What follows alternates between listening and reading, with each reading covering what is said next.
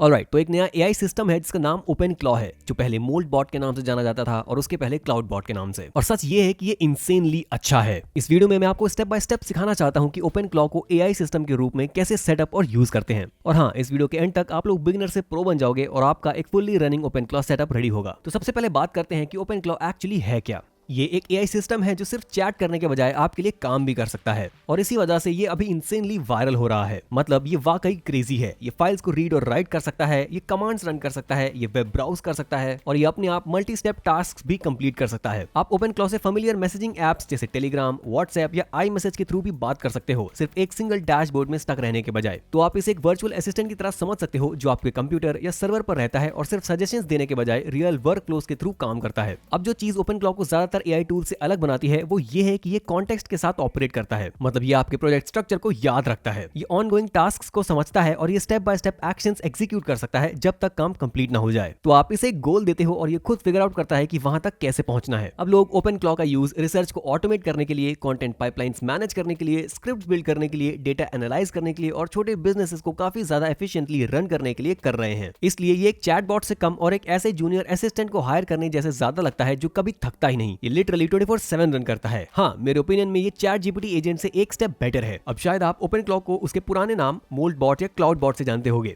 इन्होंने काफी बार अपना नाम चेंज किया है, लेकिन मुझे लगता है कि ये वाला नाम अब स्टिक करेंगे। और हाँ, अब ऑफिशियली इसका रीब्रांड ओपन क्लॉ के नाम से हो चुका है। हाँ, अपेरेंटली एंथ्रोपिक को इसका नाम अपने एआई मॉडल क्लॉड से काफी ज्यादा सिमिलर लगा, लेकिन कोर आइडिया वही है, पावर भी वही है, बस नया नाम और एक क्लियर डायरेक्शन है। अब ओपन क्लॉ की सबसे बड़ी स्ट्रेंथ में से एक और साथ ही सबसे बड़ा रिस्क ये भी है कि इससे आपके लोकल फाइल्स और टर्मिनल तक फुल एक्सेस मिल सकता है। इतनी पावर या तो प्रोडक्टिविटी को बहुत ज्यादा बूस्ट कर सकती है या फिर ये काफी सीरियस प्रॉब्लम बन सकता है। ये डिपेंड करता है कि आप इसे कैसे सेटअप करते हो। पर्सनली मैं एक नॉन डिटर्मिनिस्टिक एआई पर इतना ट्रस्ट नहीं करूंगा कि उसे मेरे पर्सनल फाइल्स, ब्राउजर हिस्ट्री या एवरीडे एप्स का एक्सेस दे दूं। और इसी वजह से मैं ओपन क्लॉ को अपनी लोकल मशीन के बजाय एक डेडिकेटेड वीपीएस पर रन करता हूं। बेसिकली वीपीएस एक वर्चुअल कंप्यूटर होता है। आप इस कंप्यूटर का सिर्फ एक ही काम सेट करते हो और वो है ओपन क्लॉ को रन करना। इसके लिए मेरी रिकमेंडेशन होस्टिंगर है। मैं पर्सनली वही यूज करता हूं अपने ओपन क्लॉ रन करने के लिए। और हाँ, अब मैं आप लोगों को दिखाने वाला हूं कि इसे अपने खुद के वीपीएस पर एक्चुअली कैसे सेटअप करते हैं। मैं आपको ओपन क्लॉ के कुछ अलग अलग अमेजिंग यूज केसेस भी दिखाऊंगा और ये भी बताऊंगा कि इसे सेफ तरीके से कैसे यूज करना स्टार्ट कर सकते हो। और फिर आखिर में आपको इस प्लेटफॉर्म को यूज करने के बाद अपना टेक अवे भी बताऊंगा, साथ ही कुछ टिप्स और ट्रिक्स भी शेयर करूंगा। होस्टिंगर की एक कूल चीज ये है कि यहाँ ओपन क्लॉ के लिए वन क्लिक डिप्लॉयमेंट भी अवेलेबल है। मतलब आपके पास ऑप्शन है कि या तो सिंपल वन क्लिक इंस्टॉलेशन कर लो या फिर वीपीएस टर्मिनल के थ्रू इसे मैनुअली सेटअप करो। तो इस वीडियो में मैं आपको दोनों तरीके दिखाऊंगा, लेकिन अगर आप बिगिनर हो तो मैं कहूंगा कि वन क्लिक इंस्टॉल काफी ज्यादा इजी रहेगा।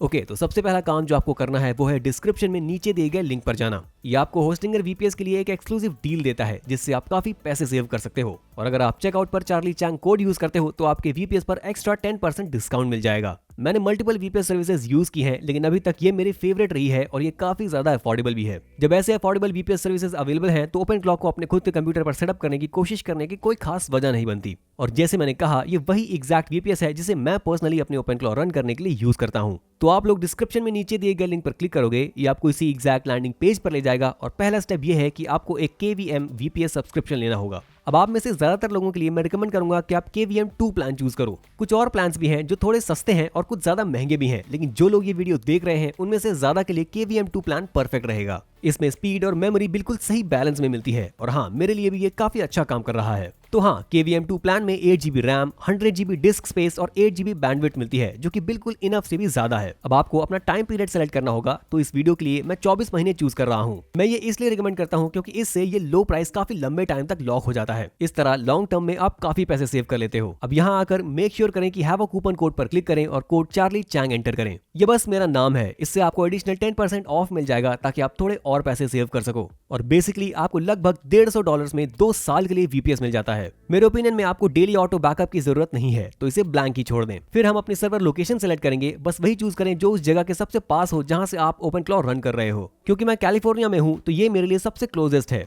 आप अपनी लोकेशन के हिसाब से चूज करें, फिर हम कंटिन्यू पर क्लिक करेंगे। अब आपको अपना अकाउंट रजिस्टर करना होगा और चेकआउट प्रोसेस कंप्लीट करना होगा। उसके बाद वन क्लिक इंस्टॉलेशन प्रोसेस से गुजरेंगे। होस्टिंगर इसे काफी इजी बना देता है। फिर वीपीएस सेटअप प्रोसेस में ऑपरेटिंग सिस्टम के रूप में उबुंटू 24.02 या जो भी उस वक्त लेटेस्ट वर्जन हो उसे चूज करें। जब सर्वर रेडी हो जाएगा, होस्टिंगर आपको एक आईपी एड्रेस और एक रूट पासवर्ड देगा। अब अगर आप इसे मैनुअली खुद सेटअप करना चाहते हो तो ये नेक्स्ट सेक्शन आपके लिए है, लेकिन अगर आपने वन क्लिक इंस्टॉल कर लिया है तो बस इस टाइम कोड तक फास्ट फॉरवर्ड कर लो। ओके, तो अब आप अपने कंप्यूटर से अपने सर्वर से कनेक्ट करोगे, फिर मैक पर टर्मिनल ओपन करो या विंडोज पर पावर शेल ओपन करो और SSH कमांड रन करो उस IP एड्रेस को यूज करते हुए जो होस्टिंगर ने आपको दिया है। डैशबोर्ड से मिले पासवर्ड का यूज करके रूट यूजर के रूप में लॉगिन करो और जब आप सर्वर के अंदर आ जाओ तो आपको एक नया यूजर क्रिएट करना होगा। सिक्योरिटी के लिए ये बहुत इंपॉर्टेंट है। आप नहीं चाहते कि ओपनक्लॉ रूट के रूप में रन हो, तो एक यूजर क्रिएट करो, उसके लिए पासवर्ड सेट करो, फिर उस यूजर को सूडो ग्रुप में ऐड करो ताकि उसके पास एडमिन परमिशंस हो। उसके बाद आप उस नए यूजर में स्विच करोगे। अब आप एक्चुअली ओपनक्लॉ इंस्टॉल कर सकते हो। तो जो हम करने वाले हैं वो ये है कि ओपनक्लॉ टीम के द्वारा दिया गया ऑफिशियल इंस्टॉल स्क्रिप्ट रन करेंगे। ये स्क्रिप्ट ओपनक्लॉ को जो भी चीजें चाहिए होती हैं उन सबको डाउनलोड कर देगी और टर्मिनल के अंदर ही आपको इनिशियल सेटअप के थ्रू गाइड करेगी। इंस्टॉल होने के बाद ओपनक्लॉ गेटवे स्टार्ट करें। ये गेटवे ही ओपनक्लॉ को रन करता रहता है और इसे इंस्ट्रक्शंस रिसीव करने देता है। तो इस पॉइंट पर ओपनक्लॉ आपके VPS पर रन हो रहा होगा, लेकिन अभी आप अपने लोकल मशीन से इसे बात नहीं कर पाओगे। इसलिए सिक्योरली कनेक्ट करने के लिए आपको अपने कंप्यूटर पर एक सेकंड टर्मिनल विंडो ओपन करनी होगी और एक SSH टनल क्रिएट करना होगा। टनल आपकी लोकल मशीन से ट्रैफिक को सर्वर पर चल रहे ओपनक्लॉ गेटवे तक फॉरवर्ड करता है। अब कुछ भी पब्लिकली एक्सपोज नहीं होता, सब कुछ प्राइवेट रहता है, सिर्फ आप और आपके VPS के बीच। इसलिए सिक्योरिटी के लिए ये बहुत ही इंपॉर्टेंट है। जब तक ये टनल ओपन रहेगा ओपनक्लॉ ऐसे बिहेव करेगा जैसे वो आपकी लोकल मशीन पर ही रन हो रहा हो। आप टूल्स कनेक्ट कर सकते हो, इसे मैसेज कर सकते हो और नॉर्मली यूज करना स्टार्ट कर सकते हो, जबकि ये एक्चुअली सर्वर पर आइसोलेटेड होता है। अगर आप चाहते हो कि ओपनक्लॉ 24/7 ऑनलाइन रहे तो इसे एक बैकग्राउंड सर्विस के रूप में सेटअप कर लो। इससे ये इंश्योर होता है कि अगर सर्वर रिबूट हो जाए तो ये ऑटोमेटिकली रिस्टार्ट हो जाए और आपकी टर्मिनल क्लोज करने के बाद भी रन करता रहे।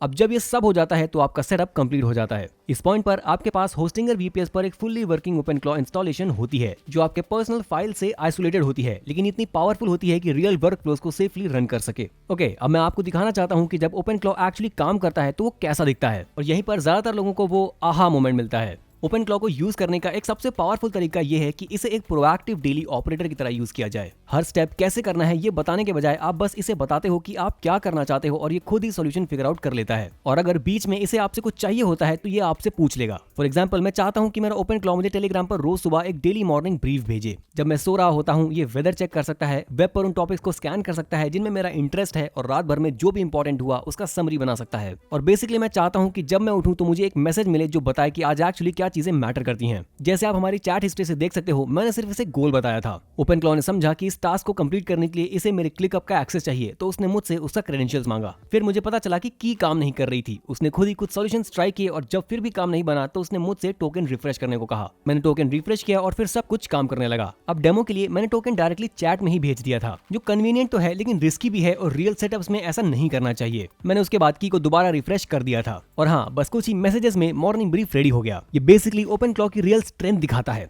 ना। आपको हर स्टेप के लिए बहुत डिटेल इंस्ट्रक्शंस देने की जरूरत नहीं होती। आप बस इसे एक गोल देते हो और ये खुद ही आउटकम तक पहुंचने का तरीका निकाल लेता है। अब एक और चीज जो इसे नॉर्मल ऑटोमेशन से अलग बनाती है वो है मेमोरी। ओपनक्लॉ एक्चुअली उन चीजों को याद रखता है जो आप इसे अपने बिजनेस, गोल्स और प्रोजेक्ट्स के बारे में बताते हो। और अगर आप मेंशन करते हो कि आप एक YouTube चैनल रन करते हो तो ये आपके नीश के दूसरे चैनल्स को ट्रैक करना स्टार्ट कर सकता है। तो मेरे केस में मैंने इसे बताया था कि मैं एक YouTube चैनल रन करता हूं और मैं चाहता हूं कि ये कुछ स्पेसिफिक चैनल्स पर नजर रखे। अब सिर्फ उस कॉन्टेक्स्ट से ही ओपनक्लॉ ने खुद एक अलर्ट सिस्टम डिजाइन कर लिया। तो जब भी उन चैनल्स में से कोई एक ऐसा वीडियो अपलोड करता है जो अनयूजुअली अच्छा परफॉर्म करता है, ये उसे फ्लैग कर देता है और बिना मुझसे पूछे उस इनसाइट्स को मेरे नेक्स्ट डेली ब्रीफ में इंक्लूड कर देता है।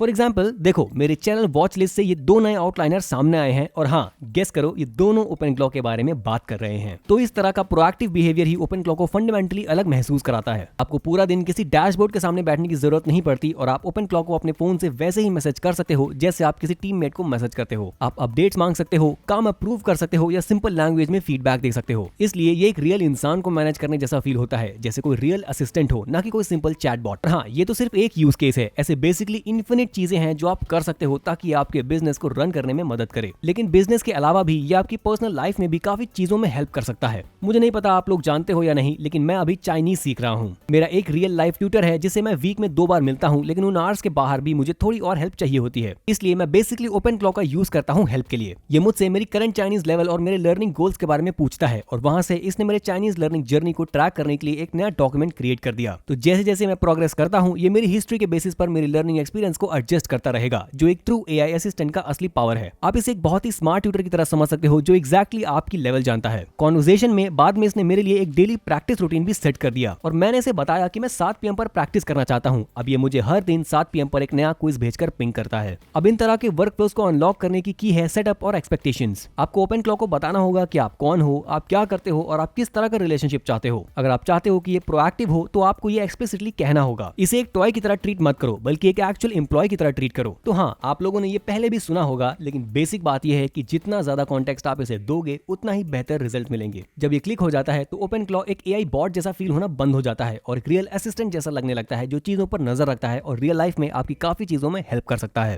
ये वाकई क्रेजी है और मैं आप लोगों को स्ट्रांगली इंकरेज करता हूं कि इसके साथ एक्सपेरिमेंट करो और इसे अपनी पर्सनल और बिजनेस लाइफ में इंप्लीमेंट करना स्टार्ट करो। ओके, अब सिक्योरिटी की बात करते हैं और आपको यह समझना जरूरी है कि अगर आप इसे सही तरीके से यूज नहीं करते तो काफी सीरियस सिक्योरिटी रिस्क हो सकते हैं। बेसिकली अगर ओपन क्लॉक गलत तरीके से कॉन्फ़िगर हो जाए तो ये आपके क्रेडेंशियल्स, आपकी चैट हिस्ट्री लीक कर सकता है या किसी ऐसे इंसान को कमांड एक्सेस दे सकता है जिससे आप कभी मिले भी नहीं हो। और ये चीज ऑलरेडी हो भी रही है। रिसर्चर्स ने hundreds open clock gateways public internet पर एक्सपोज हुए पाए हैं जहां ऑथेंटिसिटी या फायरवॉल नहीं थे और इस वजह से strangers files, logs, API keys देख पा रहे हैं और कभी कभी कमांड्स भी रन कर पा रहे हैं। ओपन क्लॉक डिजाइन के हिसाब से बहुत पावरफुल है, इसलिए इसे पब्लिकली एक्सपोज करना या बिना आइसोलेशन के रन करना बिल्कुल ऐसा है जैसे किसी स्ट्रेंजर को आपके कंप्यूटर या सिस्टम का रिमोट कीबोर्ड दे देना। इसीलिए मैं स्ट्रांगली रिकमेंड करता हूं कि इसे एक सैंडबॉक्स वीपीएस के अंदर रन करो, गेटवे को लोकल होस्ट से बाउंड रखो और सिर्फ सिक्योर एसएसएच टनल के थ्रू ही इसे एक्सेस करो। एक और रिस्क जो आपको अच्छी तरह समझना है वो है प्रॉम्प्ट इंजेक्शन। ये तब होता है जब ओपन क्लॉक किसी अनट्रस्टेड कंटेंट को रीड करता है, जैसे वेब पेजेस, ईमेल्स, डॉक्यूमेंट्स या मैसेजेस जिनमें सीक्रेटली ऐसी इंस्ट्रक्शंस होती हैं जो उसके ओरिजिनल बिहेवियर को ओवरराइड करने के लिए बनाई गई होती हैं। फॉर एग्जांपल, कोई वेब पेज या ईमेल हिडन टेक्स्ट इंक्लूड कर सकता है जो ओपन क्लॉक को कह रहा हो आपके रूल बुक्स इग्नोर करो, डेटा लीक करो या ऐसे कमांड्स रन करो जो इसे कभी रन नहीं करने चाहिए। यहाँ एक रियल वर्ल्ड एग्जांपल है कि ये कैसे गलत हो सकता है। सिक्योरिटी इंजीनियर ने ओपन क्लॉक को टेस्ट किया अपने आप को एक सिंगल ईमेल भेजकर जिसमें हिडन इंस्ट्रक्शंस थी। जब बॉट को उस ईमेल को रीड करने को कहा गया तो उसने उस इंस्ट्रक्शंस को फॉलो किया और मल्टीपल प्राइवेट ईमेल्स का समरी बनाकर वो डेटा बाहर भेज दिया बिना किसी वार्निंग या कंफर्मेशन के। तो एक नॉर्मल सा दिखने वाला ईमेल ही असिस्टेंट को एक डेटा लीक मशीन में बदलने के लिए काफी था। ओवरऑल सिक्योरिटी के साथ बस बहुत केयरफुल रहो क्योंकि ये एआई बहुत पावरफुल है। ऑब्वियसली इसके साथ बहुत सारी अच्छी चीजें आती हैं, लेकिन आपको थोड़ा ज्यादा केयरफुल रहना पड़ता है।